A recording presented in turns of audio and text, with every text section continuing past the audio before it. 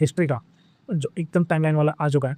इस वाले वीडियो में हम बात करने वाले हैं 1206 से 1942 के बीच में जो इंपॉर्टेंट घटनाएं हुई हैं, कि मतलब हमारा दिल्ली सल्तनत से देखिए हम शुरू करने वाले हैं 1206 से, और साथ में जो हमने स्वतंत्रता 1947 तक जितने भी इंपॉर्टेंट इवेंट्स हुए हैं, महात्मा गांधी का आना, दिल्ली सल्तनत, साथ में मुगल, सिख्स और साथ में ब्रिटिश साम्राज्य, उन सब के बारे में पढ़ने वाले हैं।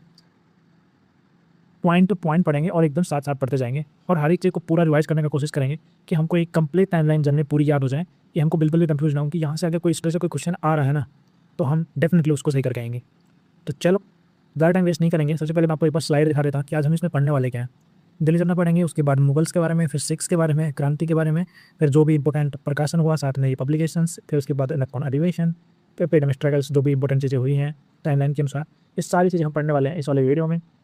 तो चलो अभी हम सबसे पहले पढ़ने वाले हैं दिल्ली सल्तनत के बारे में, तो बहुत ज़्यादा इंपॉर्टेंट है। तो दिल्ली सल्तनत में जितने मत आए थे ना, तो वो थे 5 वंश। उनको याद करने का है, सख्त सा लोने चा कर लो, एस के सख्त सा और लोना। तो ये एक ट्रिक है जो परमासन से मैंने देखी थी, तो मेरे को याद रहती है हमेशा। तो सर ने बनाई थी, तो वो उसी को ही आप लोग भी देख सकते हो। एक मिनट में कलर चेंज कर लेता हूँ, रेड अच्छा रहेगा। तो ये है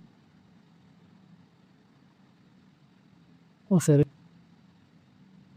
हाँ, सख्त सा और लौंगा, ठीक है। तो ये वाला ट्रिक ऐसे आएगा। स्लेव डायनेस्टी, स्लेव डायनेस्टी को हम बोलते हैं गुलाब वंश। उसके बाद आएगा एक उससे क्या आएगा, सॉरी यहाँ पे तो उससे क्या तया सा लौंडा, ठीक है।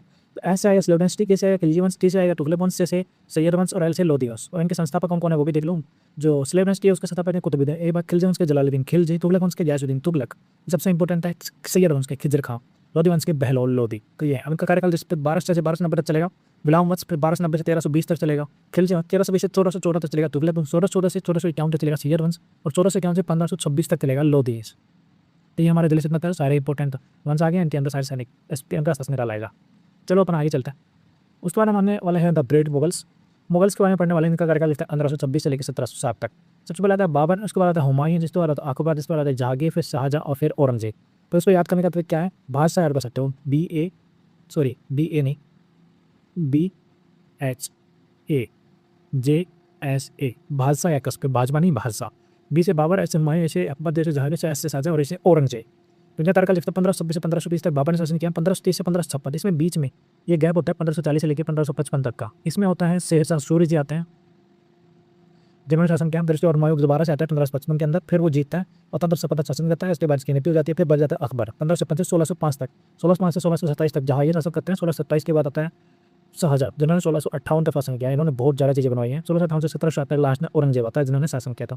तो ये सारे लेवल काल यदि तो उन सब का तारीख और साथ में कौन से बाबर शुरुआत करते हैं और लास्ट औरंगजेब लास्ट तक मुगल काल चलता है।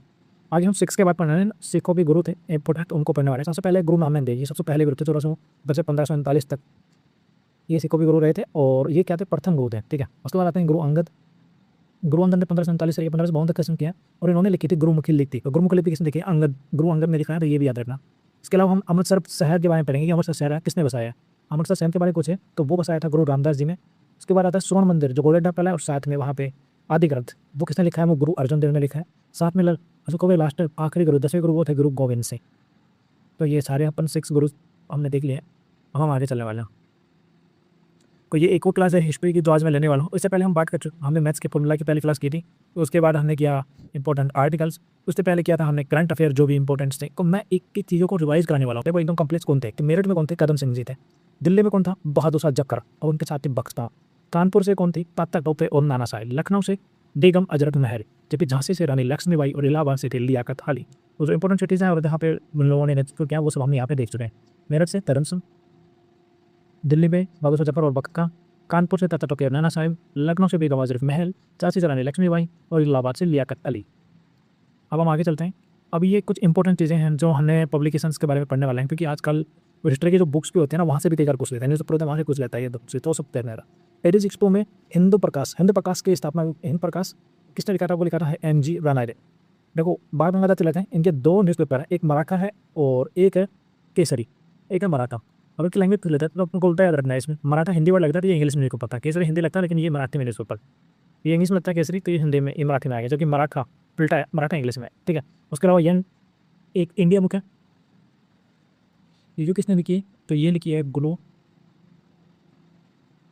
नहीं सॉरी, इनने जो कही किसी ने किया दादा भाई नेहरू जी ने किया 1890। जबकि कॉमनवेल्थ और न्यू इंडिया दो हैं। ये चीज़ करते एनी बेसेंट लिखते थे, उनसे छोटा कौन भी लाया था तो मुझे बताया न्यू इंडिया एनी बेसेंट के द्वारा। जबकि नवजीवन यंग इंडिया और हरिजन जी किसके हैं, महात्मा गांधी जी का। महात्मा गांधी जी के लिए भी रखना, इन्होंने जो इम्पोर्टेंट है इनके लिए। अभी तक जो नवजीवन है ना ये गुजराती में था, जबकि यंग इंडिया था वो इंग्लिश में था, और हरिजन था वो हिंदी में इंग्लिश में था। अब हम आगे चलते हैं। अब इंपॉर्टेंट एडुकेशन पढ़ने वाले हैं कांग्रेस के। तो वो कांग्रेस की स्थापना हुई थी ना, वो हुई थी 1895 के अंदर। किसने की थी? ए ओ व्योम। ठीक है, ए ओ व्योम थे जिन्होंने हर जैसे के अंदर कांग्रेस की स्थापना की थी। और थर्ड से जो पहला अधिवेशन हुआ था ना वो बॉम्बे के अंदर हुआ था। कौन थे अध्यक्ष? W C Banerjee.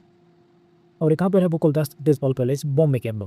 दूसरा एक 1887 में हुआ था, हर साल हो गए थे। 1887 में जो अधिवेशन हुआ वो मद्रास में हुआ था। यहाँ पे थे बदरुद्दीन तैयब जी। तो ये कौन थे? फर्स्ट मुस्लिम थे। जो इंपॉर्टेंट है ना वो चीज़ें पढ़ेंगे। अब उसके प्रथम बार सौराष्ट्र कबड्डी कब किया गया था? तो वो कौन इनसे थैमी किया गया था? दादा भाई नौरोजी द्वारा और कलकत्ता अधिवेशन में। इसके अलावा कांग्रेस का विभाजन हुआ था मॉडरेट्स और एक्सट्रीमिस्ट धर्म और धर्म दल में। कब हुआ था? 1907 में और सूरत अधिवेशन में। इसे अलग तरह से की थी रास बिहारी बोस जी। इसके बाद कांग्रेस पर मिसल के बीच एक समझौता हुआ 1916 में, जिसे हम क्या बोलेंगे? लखनऊ पैक्ट बोलते हैं। कहाँ पे? लखनऊ में। और कौन थे? AC मजूमदार जी थे, प्रथम महिला और प्रथम भारतीय महिला। ये भी एक इंपॉर्टेंट है। प्रथम महिला जो थी वो थी एनी बेसेंट। कब? कलकत्ता अधिवेशन में 1917 में। जबकि प्रथम भारतीय महिला वो थी सरोजिनी नायडू कानपुर अधिवेशन में 1925 में। तो ये जितने भी इंपॉर्टेंट अधिवेशन थे वो सब मैंने एक बार आपको रिवाइज करवा दिए हैं, एक बार आप और देख लेना। ये चीज़ याद रहेंगे तो बहुत ज़्यादा इंपॉर्टेंट है। तो 28 दिसंबर 1885 को एओएम ने क्या किया था? कांग्रेस का स्थापना की थी। हम आगे चलते हैं। आगे अपन आते स्वतंत्रता संग्राम के पास आ चुके हैं हम लोग। अब 1905 से शुरू करेंगे। 1905 में क्या हुआ था? सबसे पहले बंगाल पार्टी था। बंगाल का विभाजन को किसने किया था? ये किया था कर्जन ने। उस टाइम पे कर्जन था गवर्नर। उसने क्या कर दिया? बंगाल का पार्टीशन कर दिया। 1906 में क्या हो गया? मुस्लिम लीग फाउंडेड किया गया था। मुस्लिम लीग होम की थी। ठीक है, वो कहाँ पे की गई थी? ये की गई थी ढाका के, जो बांग्लादेश में। और उसके बाद 1915 से 1917 के बीच में गांधी जी का रिटर्न हुआ।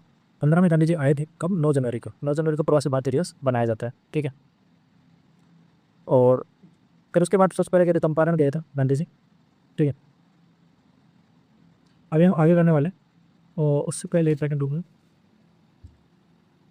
ठीक है, 15 हो गया। हाँ हाँ, 1915 में गांधी जी आए थे। 17 में क्या हुआ था? चंपारण सत्याग्रह हुआ था। अब उसके बाद 1918 में भी एक चीज़ इंपॉर्टेंट हुई थी। 1918 में था खेड़ा सत्याग्रह। ठीक है, खेड़ा। खेड़ा के बाद 1919 आता है जिसमें क्या हुआ? रोलर टैक्ट आया सबसे पहले। फिर 13 पे 1919 को दिल्ली वाला बाग हत्याकांड हो गया। फिर 1919 में क्या आया? मॉन्टेमियल चेम्स कोड अधिनियम। मॉन्टेमियल चेम्स कोड अधिनियम, इससे क्या हुआ था? प्रांतों में क्या लग गया था? प्रोविंसेस में दायर की, इसे हम द्वैत शासन बोलते हैं। प्रांतों में द्वैत शासन आ गया। उससे पहले एक बार 1909 को भी बोलते हैं। 1909 को जो अधिनियम आया था उसको हम बोलते हैं 1909, उसको बोल रहे हैं मॉर्लेमेंटे। मॉर्लेमेंटे अधिनियम बोलते हैं 1909 को, क्योंकि 1919 को बोलते हैं मॉन्टेमियल चेम्स कोड। इसमें प्रांतों निकाला गया था, द्वैत शासन लगा था। ठीक है, अब हम आगे चलते हैं। अब हम पहुंच चुके हैं भैया आगे 1920 से 1922। ठीक है, 1920 और 1922। 1920 में क्या हुआ? नॉन कॉपरेशन मूवमेंट, इसे हम बोलते हैं असहयोग आंदोलन। तो 1920 में असहयोग आंदोलन। 1922 में क्या हो गया? चोरा चोरी कांड हो गया। उसके कारण क्या हुआ? नंदचिरिन आंदोलन वापस ले लिया। उससे पहले जो 1919 है और 1920 तक क्या चला था? खिलाफत आंदोलन चला था। फिर 1920 में क्या कर दिया? उसको जोड़ करके एक असहयोग आंदोलन बना दिया गया। 1922 में हुआ चोरा चोरी कांड, जिसके कारण इसको समाप्त कर देगा। उसके बाद 12 मार्च 1930 गांधी जी ने सविनय अवज्ञा आंदोलन शुरू किया। दांडी तक उन्होंने यात्रा की थी, किसमें हमें 78 लोगों के साथ थे। तो 12 मार्च 1930 को गांधी जी ने दांडी के लिए यात्रा शुरू की थी। नमक के कानून के विरुद्ध में इन्होंने ये सब किया था। फिर 1930 से लेकर 1932 तक हुआ round table conference. Round table, ठीक है, राउंड टेबल कॉन्फ्रेंस हुआ। 1930 में फर्स्ट वाइट हो गई टेबल, सेकंड 1932 में 1932 में तीसरा। ठीक है, इसमें इंपॉर्टेंट चीज़ें ये हैं कि गांधी जी को 1931 वाली सेकंड राउंड टेबल कॉन्फ्रेंस हुई थी, तो इसमें गांधी जी ने भी भाग लिया था। ठीक है, फिर इसे याद रखना। और साथ में BR अम्बेडकर तीनों सेशंस में गए थे, ये भी सबसे इंपॉर्टेंट। उसके बाद होता है 24 सितंबर 1932, जहाँ पे होता है पूना समझौता। और इसमें कौन थे? BR अम्बेडकर जी थे और साथ में गांधी जी, इन दोनों के बीच होता है ये समझौता। फिर उसके बाद आते हैं 1935, जिसे बोलते हैं खास अधिनियम 1935। इसके अंदर क्या किया गया था? सेंटर था ना, सेंटर के अंदर हमने क्या लगा दी? दायर के लगा दी। पहले प्रोविंशियल चेंज के लगाया था 1919 के अंदर, अब 1935 में हमने केंद्र में रियासत लगा दिया। और लास्ट हम बात करने वाले हैं अगस्त 1942, जिसमें कौन सा आंदोलन हुआ? भारत छोड़ो आंदोलन। इसके बाद 1947 में हमारे बाद देश की आज़ादी होगी। तो हम सब देश में आते हैं 15 अगस्त 1947। तो ये इंपॉर्टेंट टाइमलाइन थी। वैसे लगी आपको बताना, एक शॉर्ट वीडियो था, ज़्यादा मैंने लंबा इसको खींचा नहीं। तो किस तरह से था और हम क्या इंप्रूव करके आगे चीज़ों को और अच्छा कर सकते हैं, ये आप जरूर बताना कमेंट्स। सर मिलते हैं नेक्स्ट टाइम, तब तक के लिए बाय बाय।